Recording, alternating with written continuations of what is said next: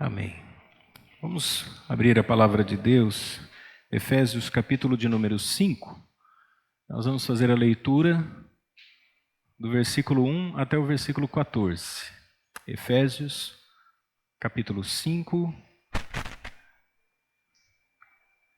versículo 1 ao 14. O tema nessa manhã é imitadores de Deus. Dando sequência à nossa série de exposições na carta de Paulo aos Efésios. Façamos então a leitura da palavra de Deus. Sede, pois, imitadores de Deus como filhos amados, e andai em amor como também Cristo vos amou e se entregou a si mesmo por nós, em oferta e sacrifício a Deus em cheiro suave. Mas a prostituição e toda impureza ou avareza nem ainda se nomeiem entre vós como convém a santos, nem torpezas, nem parvoíces, nem chocarrices, que não convém, mas antes ações de graças. Porque bem sabeis isto, que nenhum fornicador, ou impuro, ou avarento, que é idólatra, tem herança no reino de Deus e de Cristo. Ninguém vos engane com palavras vãs, porque por essas coisas vem a ira de Deus sobre os filhos da desobediência. Portanto, não sejais seus companheiros, porque noutro tempo eres trevas, mas agora sois luz no Senhor, andai como filhos da luz. Porque o fruto do Espírito está em toda bondade e justiça e verdade, aprovando o que é agradável ao Senhor. E não comuniqueis com as obras infrutuosas das trevas, mas antes condenai-as. Porque o que eles fazem em oculto, até dizê-lo é torpe. Mas todas essas coisas se manifestam, sendo condenadas pela luz, porque a luz tudo manifesta.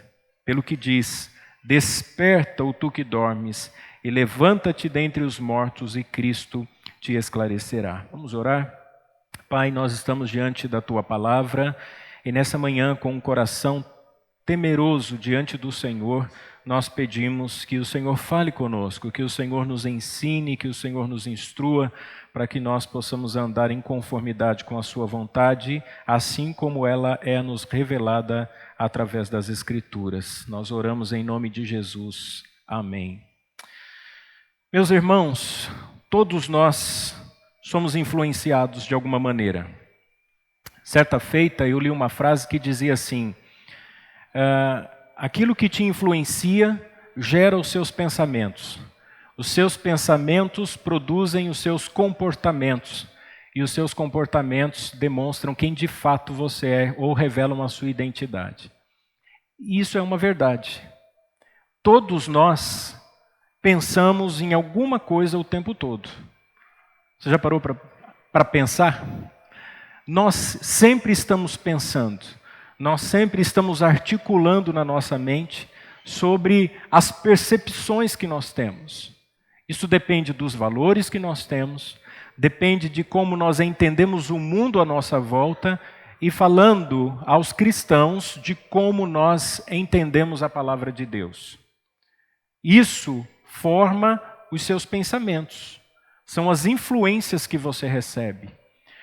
A prova de que isso é tão hegemônico, tão predominante na nossa sociedade, veja como a indústria do entretenimento disputa pela sua mente.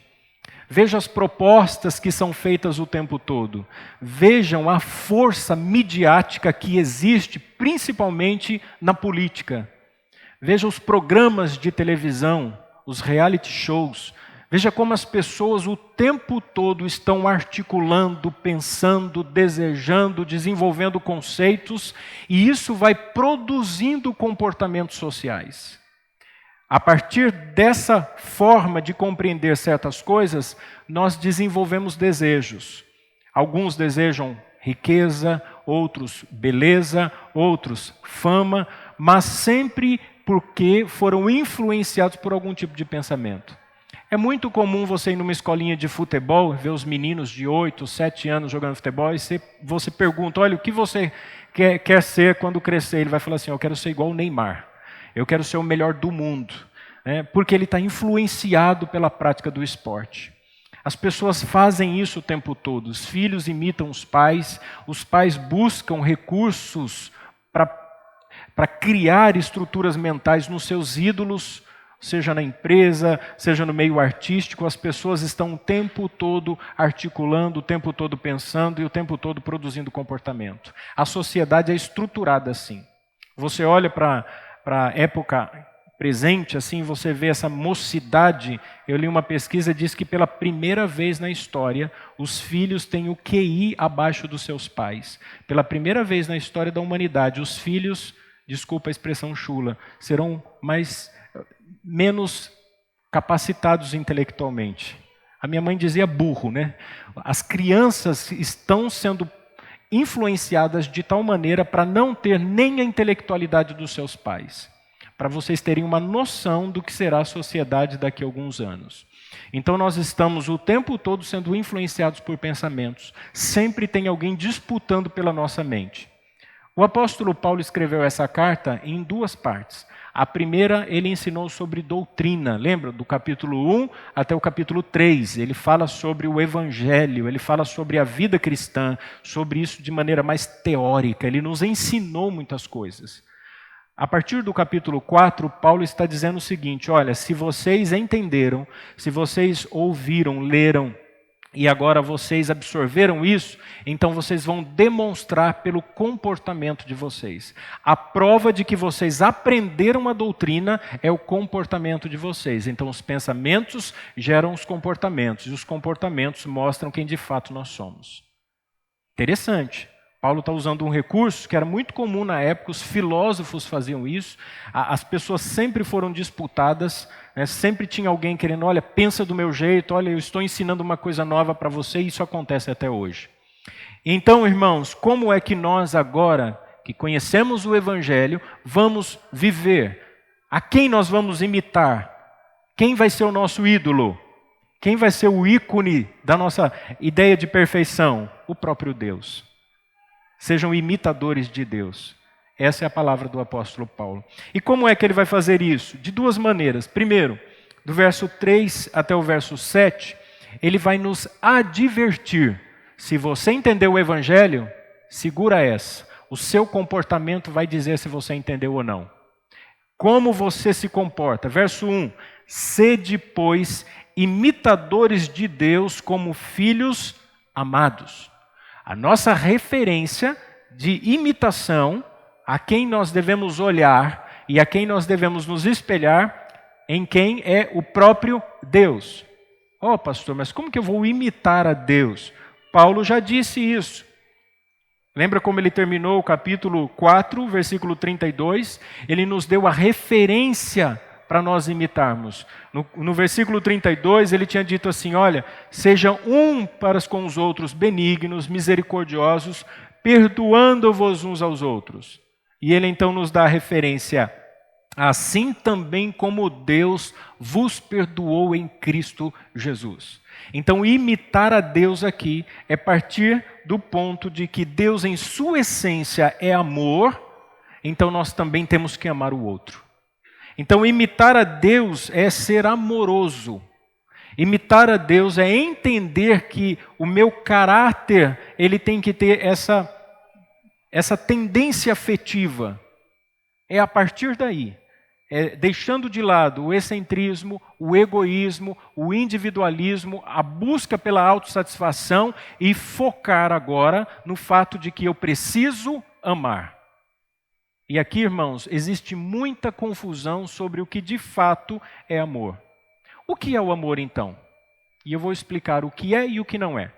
Vejam o que é o amor. 1 João 4,16 diz assim, e nós conhecemos e cremos no amor que Deus nos tem. Deus é amor, e quem está em amor está em Deus, e Deus nele. Amor é uma inclinação de caráter afetivo partindo da compreensão de quem é Deus. Quem não conhece a Deus não ama, porque Deus é a fonte do amor. Então eu preciso conhecer a Deus, estar em Deus, porque aí o seu amor transborda através de mim. Veja, eu não sou a fonte, eu sou o meio, o instrumento através do qual Deus vai derramar o seu amor. Quando você vai num bebedouro, e você toma água, você sabe que a água não está no bebedouro, né? A água tem uma fonte que alimenta o bebedouro. Quando você liga uma lâmpada, você vê que a lâmpada ilumina o ambiente, mas a lâmpada não tem energia por si mesma, ela tem uma fonte que a alimenta. Assim somos nós, os cristãos. Nós amamos não porque somos bons, mas porque há uma fonte que nos alimenta. Então, o amor não é caridade. A nossa herança católica muitas vezes confunde a nossa mente com amor e caridade. Caridade tem a ver com o ato de bondade. A caridade é uma espécie de óbulo, é uma espécie de reconhecer as necessidades físicas ou financeiras de alguém. Às vezes a pessoa pensa assim, eu sou tão amoroso, por quê? Porque eu parei o carro num semáforo e um dependente químico bateu lá no vidro do meu carro e falou assim, moço, me dá um dinheiro aí. E eu dei R$5 para ele. Olha, tem gente que dá uma moedinha, tem gente que não dá nada, mas eu sempre dou. Eu já ouvi pessoas dizendo assim, eu sempre ando com dinheiro no carro para ajudar as pessoas em estado de rua. Isso não é amor, isso é compreensão de miserabilidade.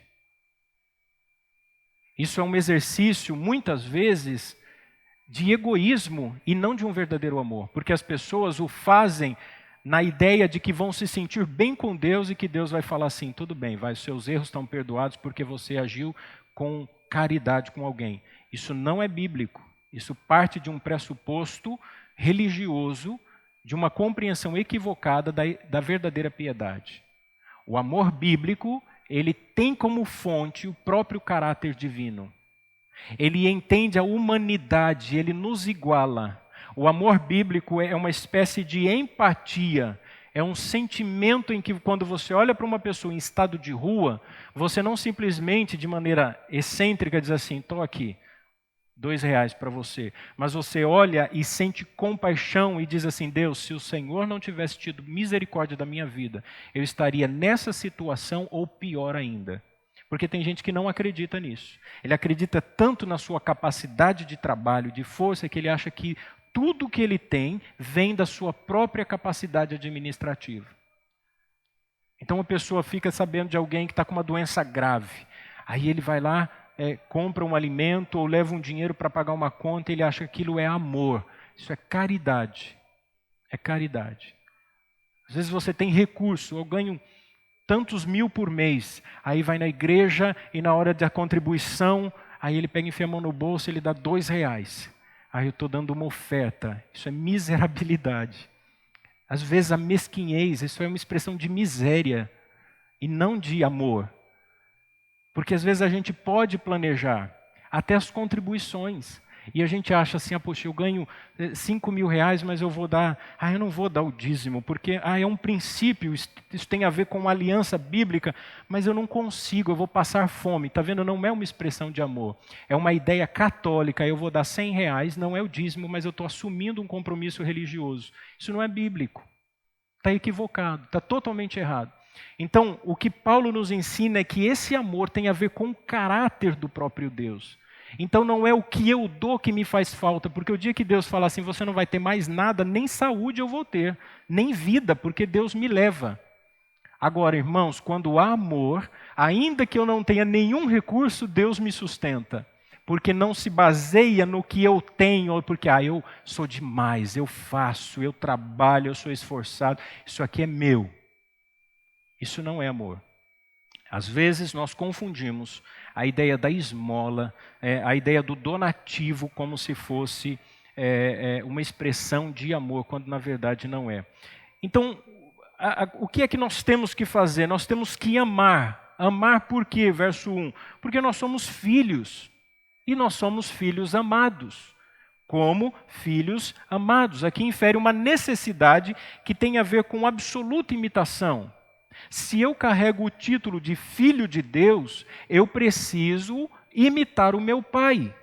Eu preciso agir em conformidade com aquilo que o meu pai revela dele mesmo. Então, quando alguém olha para mim e diz assim, como você parece com seu pai? Você já viu alguém dizer assim para um rapaz jovem, falando, nossa, você é muito parecido com seu pai. Seu jeito, a maneira de falar, as coisas que você faz. E tem filhos que eles se identificam tanto que eles querem seguir, às vezes, até a mesma profissão do pai. Eles querem seguir o mesmo caminho do pai, eles querem ser muito mais parecidos com o pai, porque isso tem a ver com a imitação. Aí no verso 2, e andai em amor. Ora, então o amor não é algo que eu apenas imito, mas é algo com que eu ando, eu começo a permitir que isso faça parte da minha conduta, da minha vida, em todos os momentos. E andar aqui, irmãos, tem a ver com o que ele disse lá no início do capítulo 4, quando ele fala sobre a prática da vida cristã. Ele diz assim, andai de maneira digna da vossa vocação. Como eu vou andar de maneira digna da minha vocação? Andando em amor. Verso 2, como também Cristo vos amou e se entregou a si mesmo por nós. Paulo coloca uma sequência inteligente aqui. Ele diz assim, Deus nos amou e enviou o seu Filho, e através do seu Filho ele chegou a nós. Ele criou um caminho, uma ponte, ele definiu o meio. Esse amor é um amor que envolve comprometimento. Esse amor é um amor que envolve compreensão. Por quê? Porque é um amor que muitas vezes é visto, e nós vamos fazer isso nessa manhã, como substitutivo. Olha a expressão, e se entregou por nós, é a ideia de se entregou em nosso nome. Jesus foi o nosso substituto na cruz. Isso é amor. É estar no lugar do outro. Não é dar a esmola. Não é fazer caridade. Puxa, pastor, eu fiquei sabendo que a igreja está arrecadando mantimento. Eu tenho tanta comida lá em casa, olha, eu tenho 4 sacos de arroz, e um saco de arroz custa mais de R$20. Aí a pessoa fica naquele conflito, e agora? Será que eu vou dar 1 saco de arroz? Será que eu vou dar 2? E se fizer falta para mim? E se mês que vem eu não tiver? E agora, hein? Ele esquece que tem gente que não tem agora para comer. E tem aquele que nem pensa. A igreja para ele é um clube social. Eu vou lá no domingo, mas sair dos portões da igreja, mas imagina que alguém está na igreja lá existe para mim. Isso é uma coisa fora da minha realidade. Aqui a minha vida é a vida dos irmãos. Isso não é amor. Ou quando a pessoa pensa assim, bom, eu peguei o papelzinho, uma garrafa de óleo, 1 litro de óleo, está aqui o meu amor. Irmãos, a vida cristã envolve muito mais do que isso. É o estar no lugar do outro, é o sentir as dores do outro. E nós vivemos numa época tão consumista e tão excêntrica, que ainda há pessoas que pensam assim, só eu passo dificuldade. Os irmãos não têm noção do que eu estou passando. Talvez você não tenha noção do que os irmãos estão passando. Puxa, ninguém liga para mim, talvez você não ligue para ninguém. Porque todo relacionamento é recíproco. É dando, é se entregando, é sendo empático, né? Sentindo o outro, que a gente também é percebido pela comunidade. Então, olha só o que Paulo diz aos Gálatas, capítulo 2, versículo 20. Já estou crucificado com Cristo, e vivo não mais eu, mas Cristo vive em mim. E a vida que agora vivo na carne, vivo-a na fé no Filho de Deus, o qual me amou e se entregou a si mesmo por mim. Paulo está enfatizando mais uma vez que o amor é um amor substitutivo. Então Deus me amou em Cristo e Cristo tomou o meu lugar. Ele recebeu a ira, ele recebeu o juízo, ele recebeu a punição, ele foi crucificado por mim, para me salvar, ele foi o meu representante, ele é o cabeça da igreja, e então esse é o verdadeiro amor, é o amor que se entrega, é o amor que está no lugar do outro. Esse é o caráter de Deus, entregou o seu próprio Filho para morrer por mim, para que através do Filho ele me alcançasse. Então o amor que se entrega, mas que também tem um objetivo muito claro, resgate, redenção, remissão. Esse é o amor. O amor nos compromete. O amor não é esse negócio, não, está aqui a minha parte, tchau, tchau. Isso não existe. Isso não tem nada a ver com as Escrituras. O amor, ele é o tempo todo envolvido. Nós somos um só corpo. Eu vivo a comunidade, eu vivo a vida da igreja, porque eu sou parte da igreja. Se eu não me considero parte da igreja, aí tudo bem. Eu sou apenas um visitante nos cultos. Eu sou apenas alguém que vai nas reuniões da igreja, mas eu não sou parte viva daquele organismo, daquela comunidade. Então Paulo vai nos ensinar. E ele então nos dá o exemplo de como é que Cristo se entregou ainda no verso 2.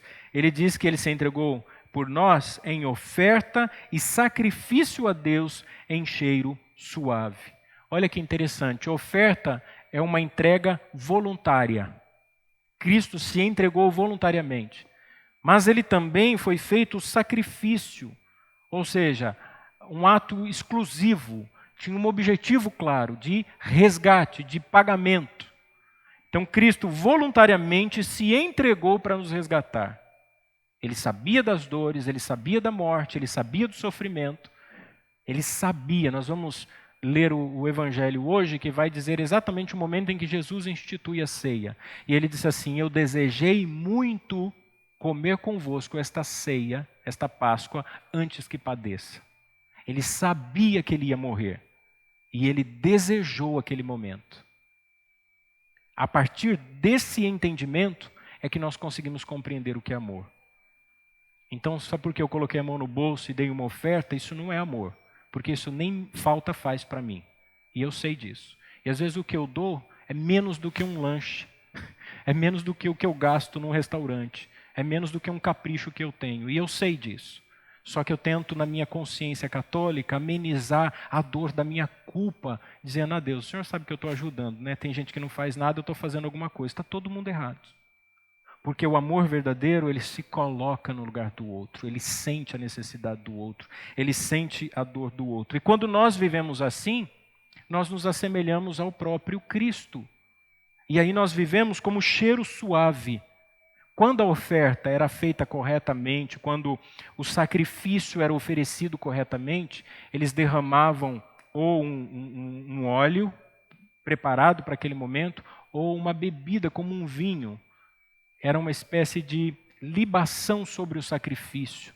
E às vezes, algumas ofertas, como Êxodo 29:18, diz assim: queimarás todo o carneiro sobre o altar, é um holocausto para o Senhor, cheiro suave, uma oferta queimada ao Senhor. O que o escritor está dizendo é o seguinte: olha, quando as coisas são feitas de maneira correta, como era no Antigo Testamento, a fumaça daquele sacrifício é como um cheiro suave. É algo sincero, é algo feito corretamente, feito com decência, feito com integridade, feito com verdade, feito com entendimento. Então, quando isso é feito para Deus, sobe como um cheiro suave. Quando Jesus se entregou na cruz para nos resgatar e se ofereceu como sacrifício, ele nos apresentou a igreja. 2 Coríntios 2,17, Paulo diz que nós somos o cheiro suave de Cristo. Deus nos tem como cheiro suave do sacrifício de Cristo. Quando nós participamos da ceia e celebramos a Deus com gratidão e sinceridade de coração, Deus, ao olhar para a comunidade da aliança reunida, Deus nos vê em Jesus Cristo e seu sacrifício. E o nosso rito eucarístico sobe como uma fumaça agradável a Deus, como um incenso, como um cheiro suave às narinas de Deus. No Antigo Testamento era reconhecido como o doce cheiro, ou o cheiro da doçura, apontando para um lugar de conforto e um lugar agradável. É como se a igreja fosse esse lugar divinamente preparado pelo próprio Deus para Ele habitar entre o seu povo. Olha a dimensão espiritual que nós estamos envolvidos ao participar da ceia. Olha o quanto Deus requer de nós para que nós participemos da ceia. Então não é só um rito de comunhão, não é só um rito de tradição da igreja, não é só a compreensão dos elementos, não é só a ideia de que o Senhor está presente espiritualmente, mas há um envolvimento em toda a comunidade. Nossa vida é tocada de tal maneira que quando nós nos reunimos, Deus olha para nós e enxerga o sacrifício do próprio Filho. Tanto que em memória de mim significa essa ideia de transpor ao Calvário. Não é de lembrança, Não é porque você vai pegar o pão e o vinho e vai lembrar assim, Jesus morreu na cruz. Não é isso. Mas é como se você fosse transportado ao Calvário. E como se você estivesse diante de Cristo e Cristo crucificado. E aí você, tomando o pão e o vinho, soubesse da seriedade do que você está fazendo. E é tão sério que se você estiver fazendo isso, guardando pecados, ignorando a verdade, o Senhor disse, você está tomando juízo para a sua própria vida. Por isso que há entre vós muitos fracos, muitos enfermos e muitos que já morreram. É o que Paulo diz à igreja de Corinto. Porque vocês não consideram a ceia, vocês a tomam de maneira indigna, e vocês enfraquecem espiritualmente, e vocês começam a ficar enfermos espiritualmente, e depois vocês tomam a ceia mortos espiritualmente. Há muitos na comunidade que já estão mortos. Eles tomam a ceia para fingir aos demais que são crentes, mas eles já estão mortos em seus pecados. Isso é sério, irmãos. A ceia é uma coisa tão séria e que eu fui veemente no período da quarentena dizendo, nós não somos favoráveis à ceia online. Não existe ministração do sacramento do corpo do Senhor online. Aliás, irmãos, não existe culto online. O que existe é uma pregação gravada, porque culto é um momento único e solene com a congregação. Então, se nós filmarmos esse culto, ele é culto só aqui. Se alguém assistir depois, ele está assistindo um culto. Você está cultuando a Deus, é diferente. E essa época as pessoas estão fazendo isso. Eles pegam lá o pão, pegam e tentam celebrar virtualmente. Isso aqui requer de nós ajuntamento, agrupamento, convivência, proximidade, correção, olhar para o outro, me perdoa, me desculpa. Senhor, eu estou aqui pecador, miserável, perdoa os meus pecados.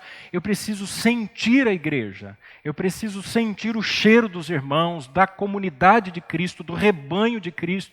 Nós precisamos estar unidos em volta da mesa, nós estamos juntos para celebrar ao Senhor. E a demonstração de amor está na convivência da comunidade. E é interessante que Paulo vai citar então alguns comportamentos que não podem ser nomeados, não podem estar presentes entre nós, não podem ser indicados e dizer assim, olha, existe isso entre os irmãos. Porque se isso existir, vocês não são irmãos. Quais são? Ele diz então, partindo da compreensão da cidade de Éfeso. Lembra? O templo da deusa Diana, a imoralidade sexual, o culto com as prostitutas, a influência imoral da cidade. E ele vai partir desse pressuposto de Atos 19, do 23 ao 31, quando ele fala sobre a igreja de Éfeso. E olha só, irmãos, o que é que nós vamos aprender e que não pode estar entre nós. Primeiro, prostituição. Crente não pode ter relação sexual ilícita.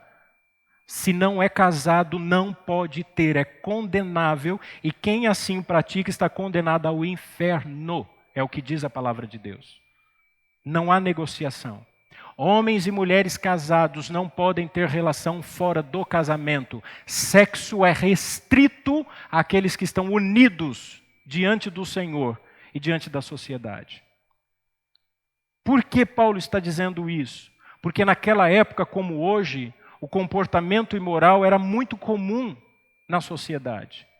Diana era o nome latino, por causa do Império Romano, era o nome latino da deusa Ártemis, que era a deusa grega, filha de Zeus, a toda-poderosa, responsável por fertilizar a terra, por fecundar a terra, por sustentar a terra, tanto que eles chamavam Diana de a sustentadora de Éfeso, e Paulo inteligentemente disse, Cristo sustenta a sua própria igreja, quer dizer, os cristãos não são sustentados por Diana. Então a ideia de fecundação era muitas vezes vista num culto ritualístico com sexos no templo. Tinham as prostitutas cultuais, os homens iam no templo de Diana para terem relações sexuais achando que aquilo era uma adoração a Ártemis. O que aconteceu foi que na cultura grega tinha uma deusa e eles latinizaram ela. Isso acontece até hoje. Quer ver uma coisa? Ártemis virou Diana, mundo grego, mundo latino. E no mundo ocidental, a deusa Diana ganhou um novo nome? ganhou. E muitas pessoas não sabem quem é a Diana no mundo ocidental. Wonder Woman, a Mulher Maravilha. A Mulher Maravilha é o ícone do movimento feminista. A Mulher Maravilha é a Amazonas, é a mulher selvagem e independente do homem. É o símbolo, e ela tem um título honorífico, né, na ONU, representando o empoderamento feminino. A Mulher Maravilha representa tanto a sensualidade quanto a força da mulher. No mundo ocidental, ela é vista como esse exemplo. Então vejam que em cada época vai se reconfigurando. Assim como existia, por exemplo, a festa de Dionísio no mundo grego e que virou Baco no mundo latino, que era o deus das orgias, do sexo e da bebida, que é celebrado no carnaval. O carnaval sem orgia sexual, sem bebida, sem festa, não é celebração dionisíaca. Depois à noite eu vou falar sobre essa passagem, quando Paulo diz, não embriagueis com vinho em que há contenda, porque já existia influência também da cultura na época. Pois bem, meus irmãos, ele diz, não tenham no meio de vós a prostituição, nem sequer se nomeie impureza e cobiça, duas coisas que estão ligadas, que estão intimamente ligadas, né? A satisfação por desejos sexuais sem limites. Então, quando a pessoa se entrega à prostituição, ela não tem mais limites. E ela começa a viver essas aventuras. Também não seja nomeado entre vós torpezas, obscenidades, imoralidades. Não pode haver no meio cristão parvoíces. Parvoíces são palavras tolas, palavras imbecis. Sabe, aquelas coisas horríveis, ridículas, que crente não pode falar. Chocarrices, são gracejos imorais, piadas infames. Crente não pode nem no WhatsApp, piada com pornografia, com palavrão. Se você está fazendo isso, você não entendeu a santidade cristã. Ah, mas eu me divirto tanto com as pornografias. Você não é crente. Você não deveria tomar ceia. Você não está fazendo parte do corpo de Cristo. Porque a santidade é uma característica dos verdadeiros cristãos. A santidade está presente na vida daqueles que temem a Deus. Eu não estou falando de um desvio de comportamento, de um erro, de uma fraqueza, mas eu estou falando de um comportamento que segue-se como se fosse um fluxo natural. Porque aí você vai se conformando com isso, você vai admitindo isso e você morre espiritualmente. Fica 50 anos na igreja tomando ceia como morto espiritual, quando morre fisicamente vai para o inferno do mesmo jeito. Então não adiantou nada. Paulo está chamando a atenção da igreja antes, verso 4, vivam em ações de graça, vivam em gratidão a Deus, honrem a Deus em toda a vida de vocês, redundem em graça pela redenção. Verso 5, porque bem sabeis isto. Olha, não é o pastor Luiz que está inventando, Paulo que está dizendo, nenhum fornicador, nenhum impuro, nenhum avarento. Se você é apegado com o seu dinheiro, você vai para o dinheiro, você vai para o inferno com o dinheiro e tudo. Por quê? Quem ama o dinheiro, o avarento, é idólatra. Ele diz, você não tem herança no reino de Cristo e nem de Deus. Vejam, meus irmãos, como o padrão moral da vida cristã é elevada. Eu fico temente a Deus diante disso e eu fico pensando sobre a minha vida e digo, Deus, guarda o meu coração. Porque, irmãos, o quanto a vida cristã é séria, o quanto é desafiador para todos nós. Ah, pastor, mas eu não acho assim. Eu já vi pregador dizendo que não tem problema, eu já vi tanta gente aí fazendo coisa errada, e olha, são pessoas maravilhosas. Paulo responde para você no versículo 6, ninguém vos engane com palavras vãs, porque por essas coisas vem a ira de Deus sobre os filhos da desobediência. Muitos acabam enganando-se a si mesmos. Não tem problema não. Isso aí é exagero do pastor. O pastor é muito radical. Já teve pessoas que disseram isso. É muito radical. Só prega ferro e fogo. É um negócio muito... Mas a Bíblia é assim. A Bíblia não é um conto de fadas. A Bíblia não é um livro de autoajuda. Você quer ler coisas boas? Compre esse livro nas lojas de conveniência de autoajuda. Mas aqui está tratando de eternidade. Aqui está tratando de um povo da aliança. Aqui está falando sobre um povo que quer morar no céu. Por isso ele diz, então ninguém vos engane. Por quê? Por causa dessas coisas, quais? Prostituição, impureza, torpeza, gracejos, piadas indecentes, imoralidades sexuais, esses comportamentos que existem entre os ímpios. Por causa dessas coisas vem a ira de Deus. Ele diz assim, Deus está irado. Quem tem filho quando o filho desobedece? Fala, Senhor, não me desobedece. Você está me deixando bravo. Esses que praticam essas coisas são para Deus filhos da ira. Não são filhos dele adotados em Cristo. Eles estão debaixo de ira. Então, irmãos, essas pessoas não podem nos influenciar, não podem influenciar a nossa mente, não podem produzir em nós esses comportamentos. A igreja tem que ir na contramão do sistema imoral, a igreja tem que produzir uma nova cultura, a igreja tem que ser sal e luz.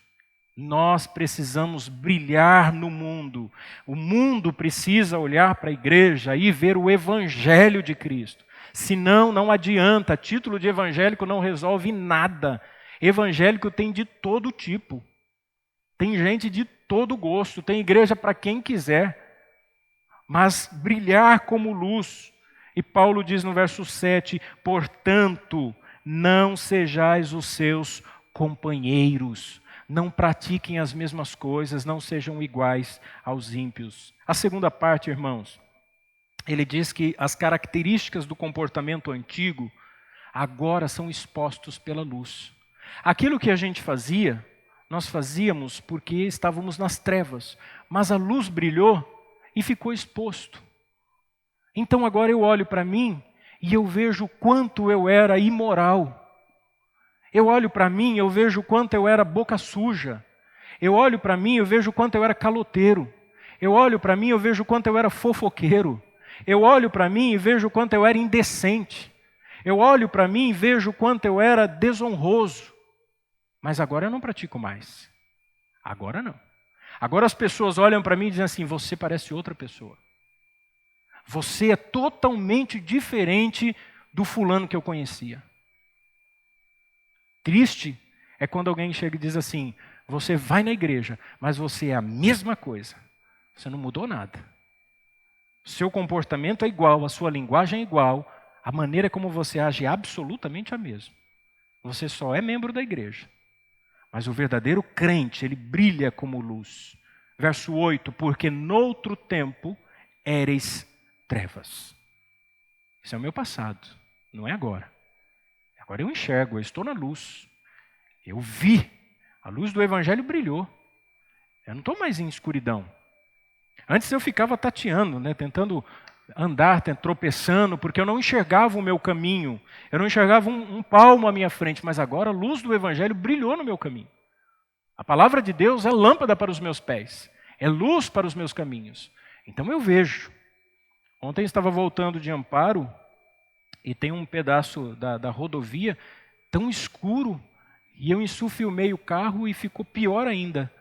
E eu falei assim, Patrícia, eu vou ter que ir aqui devagar porque eu não estou enxergando nada, eu já não enxergo direito. A pior coisa que existe é você estar num lugar sem iluminação. Andar na escuridão. Sabe quando você acorda de madrugada para ir no banheiro e não quer acender a luz do quarto para não acordar a esposa, para não acordar o marido? E você vai pegando nos móveis bem devagarzinho, porque senão aquele dedinho do pé bate bem na pontinha da cômoda ou na porta e só escuta o grito. Por que isso acontece? Porque você não está enxergando. Você não vê. Nós estávamos assim, mas a luz do evangelho brilhou no nosso coração. Verso 8. Mas agora sois luz no Senhor. Olha o que nós devemos fazer. Ele insiste, andem, caminhem, procedam, deem testemunho. Deixe que as pessoas vejam que vocês são o quê? Filhos da luz. Eu preciso ser filho da luz. Eu preciso brilhar aonde eu estiver. Eu não sou só iluminado pela luz do evangelho, eu vou iluminar aonde eu estiver. Luz. Eu vou chegar num lugar onde as pessoas estão com imoralidades, Sabe, na empresa, no seu setor, o pessoal está com aquela bagunça, aquela zoeira, e quando você chega, alguém diz assim, parou. O irmão chegou, a irmã chegou. Parou. Respeita. Porque chegou luz, as trevas se dissiparam. Não dá. Por isso que crente não consegue compactuar com comportamento imoral. Se você disser para mim, eu tenho vários amigos, a gente está sempre junto, eles falam um monte de besteira lá, tal, e a gente está sempre... Você não está brilhando como luz. Você não está incomodando as trevas. Porque quando o crente chega, a luz brilha, e aí os pecados ocultos são revelados. O camarada que é adúltero, beberrão, sem vergonha, chega um crente temente a Deus, ele se sente afrontado com a luz. Tem gente que diz assim, ixi, ai, meu Deus do céu, chegou o crente, agora eu tenho que parar de falar as besteiras que a gente está falando, né? Agora não vai dar certo mais, porque eu sei que fulano não vai participar disso. Ou quando não diz assim, eu lembro quando você também era dessa maneira, né? Mas agora você é outra pessoa, eu vou respeitar isso. Luz precisa brilhar. Paulo está dizendo aos crentes da região de Éfeso, brilhem. Se as pessoas vão para o templo para se prostituir, se a imoralidade sexual é comum na sociedade de vocês, como é comum na nossa, não é comum entre a igreja, entre os irmãos. Nós rejeitamos isso. Pastor, mas é tão natural lá fora. Lá fora, aqui não. E o que eu digo aqui não é o espaço físico, é aqui o corpo de Cristo. Os crentes não podem viver na imoralidade. E então ele diz do verso 9 ao verso 10, ele vai nos ensinar, irmãos, o contraste entre os filhos da luz e os filhos das trevas.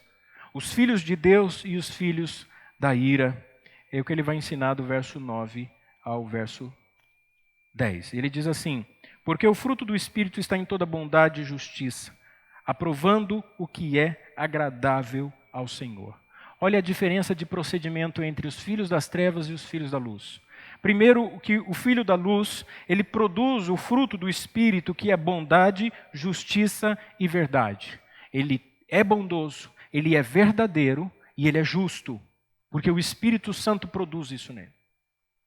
Ele não vive na prática da injustiça, ele não é uma pessoa maligna, ele não é uma pessoa que vive buscando a mentira, ele é sincero, ele é verdadeiro. Então, quando eu entendo que você toma ceia, eu entendo que você está diante de Deus, que você sabe disso, e que você está mostrando para a comunidade, olha irmãos, eu sou crente como vocês todos, eu me esforço como vocês, eu não estou rompendo a aliança que é entre nós. Sabe quando eu desci nas águas do batismo, e eu jurei diante da igreja, e fiz a minha profissão de fé de que seria fiel ao Senhor, eu sou fiel. Por isso que eu estou aqui tomando a ceia. É por isso que os dois sacramentos são batismo e ceia. Ninguém toma ceia sem antes do batismo. Por quê? Porque a ceia é uma lembrança de uma inclusão. Eu fui incluído, eu fiz um ato de confissão de fé. Agora a ceia me obriga a me manter firme àquela minha confissão. Eu me batizei há 25 anos atrás e eu tomo ceia durante esses 25 anos. E toda vez que eu tomo ceia, Deus está dizendo para o meu coração, permaneça no que você professou. Lembre-se da sua fé. Lembre-se do que você confessou diante dos homens. Jesus Cristo como único e suficiente Salvador. E creu com o seu coração. Então a ceia me obriga a isso. A ceia me tira das coisas erradas. A ceia é um apelo de Deus à minha consciência. Dizendo, olha, você tem uma aliança comigo, para o que você está fazendo, e volte-se para o Senhor, e volte-se para mim. Então nós temos que viver de maneira condizente com o Evangelho. Por isso, as nossas atitudes devem estar como relatadas do verso 11 até o verso 13. O objetivo nosso é de sempre crescermos e de vivermos da maneira como Deus seja glorificado. Porque os que eles fazem oculto, até dizê-lo é torpe. Mas todas essas coisas se manifestam sendo condenadas pela luz. Porque a luz tudo manifesta, pelo que diz, desperta tu que dormes, levanta-te dentre os mortos, e Cristo te esclarecerá. Veja, irmãos, nós somos convocados a vivermos de maneira que o nosso comportamento brilhe na sociedade. E nós não podemos viver na prática daquilo que até dizer causa vergonha. E tem gente que gosta de falar disso. Quando a gente fica sabendo de uma prática pecaminosa, quando nós ouvimos sobre essas coisas, nós temos que ter nojo disso. Nós temos que nos sentir incomodados com isso. Porque até falar sobre isso, ele disse que é vergonhoso. Dizer essas coisas entre irmãos é algo indecente, torpe, indecoroso, infame, nojento. Ontem, lamentavelmente, uma mulher que foi membro da nossa igreja, não aqui em Campinas, mas numa outra cidade, mas foi da Igreja Presbiteriana Renovada. Ela fez uma publicação no Facebook, dando um recado a todos os irmãos da igreja em que ela congregava, dizendo assim: para tristeza de vocês, eu não estou grávida. Para vocês que falaram do meu pecado, para vocês que zombaram de mim, eu quero que vocês saibam que eu não estou grávida. E eu quero deixar aqui registrado o meu repúdio a essa igreja, a essa comunidade, aos irmãos. E eu falei assim: errados irmãos que ficaram difamando, porque até falar dos erros dos outros é vergonhoso. E errada ela que se expõe e tenta colocar de uma maneira coletiva, citando o nome de uma denominação. Infelizmente é isso que as pessoas fazem. E Paulo está dizendo, isso é vergonhoso. Então se alguém chegasse na igreja de Éfeso e dissesse assim, olha, fulano foi lá no templo, sabe o que ele fez? O irmão disse, não quero saber, nem me fale. Nós aqui temos que falar sobre outras coisas. Por quê? Porque Paulo então cita um trecho do hino antigo, o hino que a igreja primitiva cantava e que está embasado em Isaías 26, 19, verso 14. Pelo que diz, desperta, ó tu que dormes, levanta-te dentre os mortos e Cristo te esclarecerá. É um chamado do profeta Isaías para a nação de Israel, para que eles despertem espiritualmente, para que eles acordem do sono espiritual, para que eles fossem levantados dentre os mortos espirituais, para que a glória de Deus brilhasse neles. E ele então está dizendo aqui, Cristo te esclarecerá. A igreja cantava isso. Nós temos que nos despertar desse sono espiritual. Irmãos, nós estamos em uma batalha pela nossa mente. O tempo todo o inimigo está nos rondando. Eles estão nos cerceando, tirando a nossa liberdade. O tempo todo batendo na nossa consciência dos nossos filhos, da vida dos casados, dos solteiros, dos valores. Sabe, sempre como um machado no pé de uma árvore. Vai batendo, vai batendo, vai batendo. Chega um dia a árvore não aguenta e cai. O tempo todo é música, é notícia, é um filósofo que se levanta de uma maneira, é um cientista social de outra, e é um biólogo falando sobre um valor que agora mudou a sexualidade, é um ideólogo falando outra coisa, e assim vai se construindo uma sociedade pluralista, e as pessoas dizem assim, não tenha mais valores absolutos, respeite a opinião contrária, conviva com o contraditório, aceite isso como se fosse normal, e é aquela vem enxurrada de piada no WhatsApp, e você entra no Facebook e você não consegue parar de ver, e o YouTube vai te oferecendo um vídeo, vai te oferecendo outro, e de repente você começa a seguir alguém, e a sua cabeça vai se formando, os seus valores vão se formando, daqui a pouco você não consegue mais ver nada de crente em você. É uma pessoa totalmente mundana. A prova disso, você não ora. A prova de uma fraqueza espiritual é a vida de oração. Quem não tem a mente rica com o evangelho, ele não consegue orar. Ele passa a semana inteira, ele não ora. Porque não tem prazer. Porque a oração só é prazerosa para quem de fato conhece ao Senhor.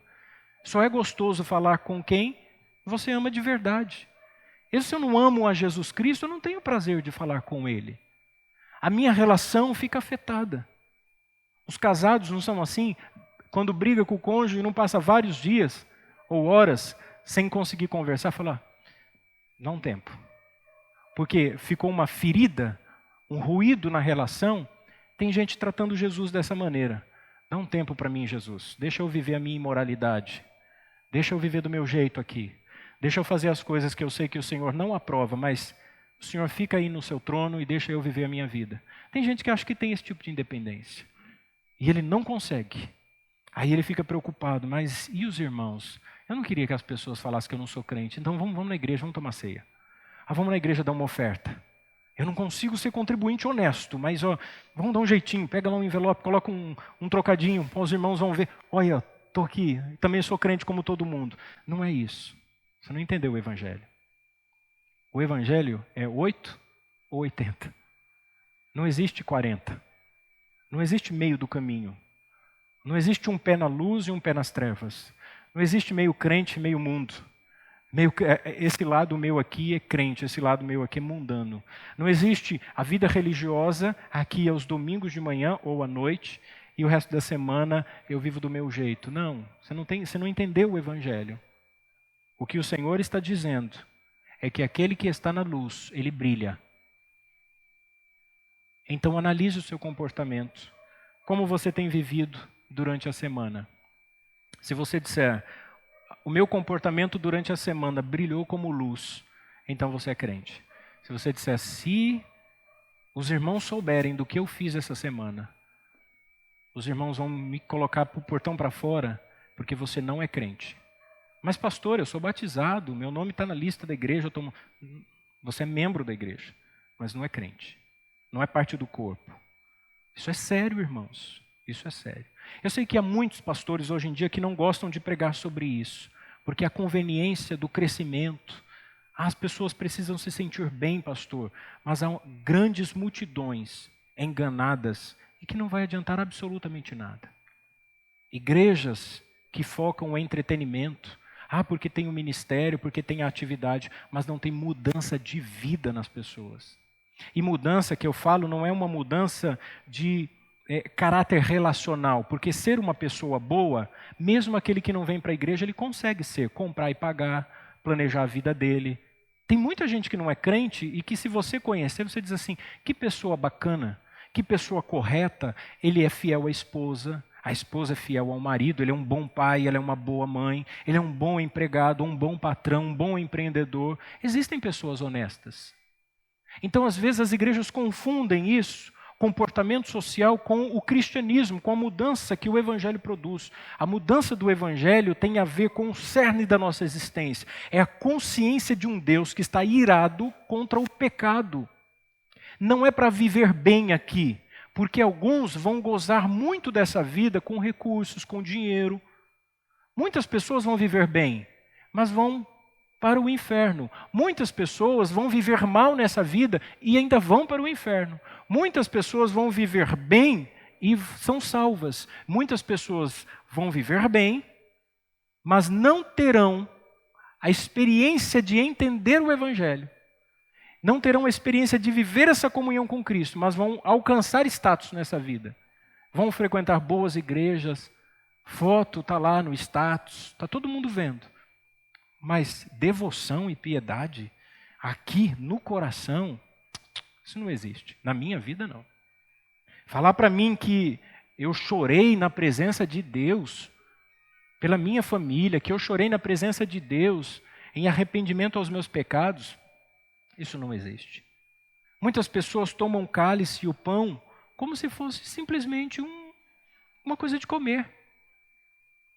Não estão preocupados com isso. Aliás, irmãos, nessa época de pandemia geral, muitos crentes nem ligam mais para a ceia. Ontem eu escrevi um artigo, se nós podemos ou não deixar de tomar a ceia. Porque tem muita gente que acha que não precisa mais. E o Senhor disse, se não tomar, não tem parte comigo. É muito sério isso. É como alguém dizer que confessa a Cristo, mas eu não quero batismo. Eu confesso só na minha consciência, mas para os outros eu não tenho coragem de falar. Eu não tenho coragem de assumir um compromisso, é porque você não confessou a Cristo. Então o Evangelho não é conveniente. O Evangelho não é facilitador. O Evangelho, irmãos, não afaga o nosso ego. O Evangelho não é instrumento de projeção social. O Evangelho não nos traz nenhum tipo de conforto, a não ser a salvação eterna. O Evangelho aguça a nossa consciência, fere o nosso coração, ele mexe com a gente. O Evangelho é aquela coisinha que fica na nossa consciência dizendo, mude, Mude o seu comportamento, mude a sua vida. Ore, se arrependa dos seus pecados. E eu posso dizer aos irmãos que isso acontece com todos nós. Eu não estou fora dessa realidade. Não é fácil para mim também. Como Paulo disse, nós lutamos sempre contra pensamentos que não são convenientes. Nós também estamos mergulhados numa cultura imoral. Às vezes nós precisamos dizer, não, chega, frear isso aqui. Nós precisamos analisar, nós precisamos acordar desse sono espiritual e tomar uma posição diante daquilo que é errado. Amém, meus irmãos?